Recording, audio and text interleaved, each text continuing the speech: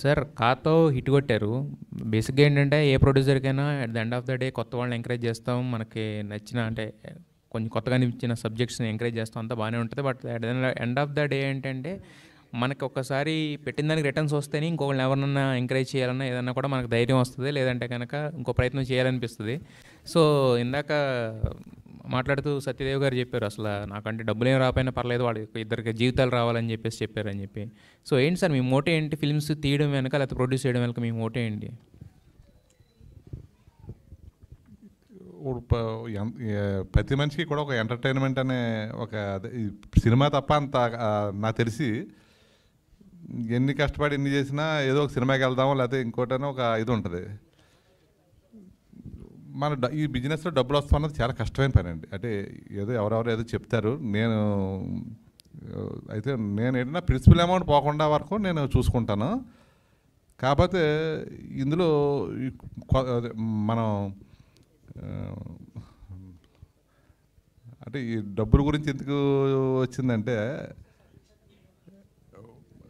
అంటే కొత్త వాళ్ళకి నేను చిన్నప్పటి నుంచి నేను చాలా ఎక్కువ చెప్పాలి దాని గురించి. ఏ పనైనా చేస్తే ఇప్పుడు మనం డబ్బు కూడా సంపాదించాం, ధన సంపద అని అనుకుంటాం. అది కాకుండా ఒక మిత్ర సంపద అని, ఒక జ్ఞాన సంపద అని, 10 మందికి సేవ చేస్తాం కూడా ఒక సంపద అని, ఇలాగ అనేక రకాల సంపదల కింద నేను భావిస్తాను.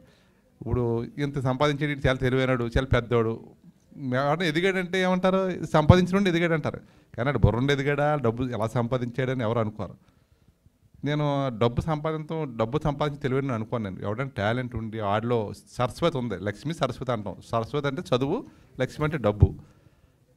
అలాంటి వాళ్ళకి నేను ఏదో రకంగా సాయం చేయాలని నాకు తపనండి చిన్నప్పటి నుంచి. అందుకని దీంట్లో అంటే ముందే రాదనుకుంటే దిగామనుకోండి భయం ఉండదు, వచ్చేద్ది అనుకుంటే 99% అనుమానం కదా. అంటే నేను ఓపెన్గా మాట్లాడుతున్నాను ఇందులో. ఆ ఉద్దేశంతో నేను ముందు ప్రిపేర్ అయిపోతాను. సరే ఏదోటి అవుతుంది, సరే లక్కీగా హిట్ అయిందా వీళ్ళు ఎక్కడికి వెళ్ళిపోతే ఎక్కడి నుంచి వచ్చారు జర్నీ స్టార్టింగు నేను గుర్తొస్తాను. అలా కొన్ని వందల కుటుంబాలు ఒకడు ఏదో ఒకళ్ళిద్దరు పిల్లలకి అంటాం, వీళ్ళే మన సర్వస్వం అనుకుని వాళ్ళ మీద ఉంటాం.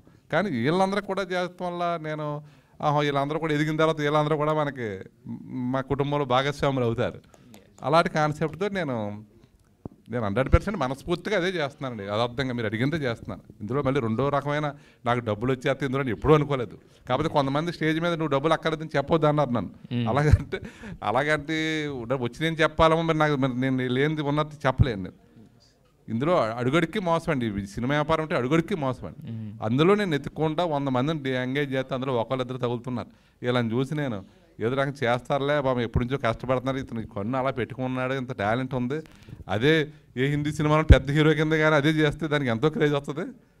2 సంవత్సరాలు పెడతాం. నేను కూడా అడిగాను, అతను కన్ను అలా పెడతాం వల్ల హెడ్ఏక్ వస్తా అంటున్నారా ఏంటని అడిగాను నేను. నాకేం లేదని చెప్పాడు నాతోటి. నాకు బయట చెప్పారు అలా సైనస్ ప్రాబ్లం వస్తుంది. ఎంత రిస్క్ చేసేస్తున్నారంటే ఏముంది ఇందులో ఈ సినిమాలు అంటే ఆ సరదా. నిర్మాతగా డబ్బులు పోయినా పర్వాలేదు, ఎందుకు వచ్చారు మీరు అడుగుతున్నారు. దానికి ఇంకోటి కూడా చెప్తా.